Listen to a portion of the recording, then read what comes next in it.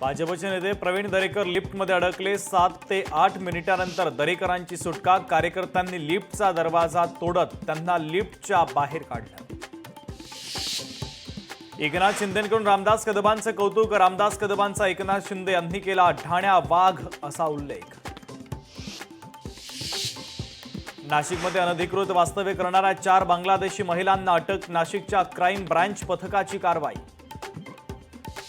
नवी मुंबईत मनसेची बॅनरबाजी. मस्ती कराल तर महाराष्ट्राचा दणका बसणारच. बॅनरनं सर्वांचंच वेधलं लक्ष. लातूर जिल्ह्यामध्ये गेल्या 1 महिन्यापासून पावसाची उघडीप. पाऊस न पडल्यानं खरीपातील पिकं वाळण्याची भीती. शेतकऱ्यांवर दुबार पेरणीचं मोठं संकट. पुणे जिल्ह्यातील 63 धोकादायक पूल पाडणार. पूल अपघात रोखण्यासाठी जिल्हा प्रशासनाचा निर्णय. कुंडमळा पूल दुर्घटनेनंतर प्रशासनानं केलं जिल्ह्यातील सगळ्या पुलांचं ऑडिट. नंदुरबारमध्ये अवैध दारू वाहतुकीवर पोलिसांची कारवाई. कारवाईच्या दरम्यान झालेल्या झटापटीमध्ये एक अधिकारी आणि काही पोलीस कर्मचारी जखमी.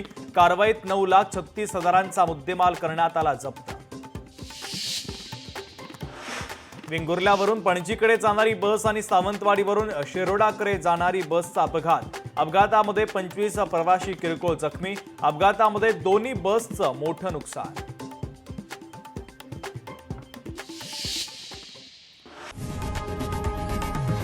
लोकशाही मराठी ऐका, पहा, जागरूक रहा.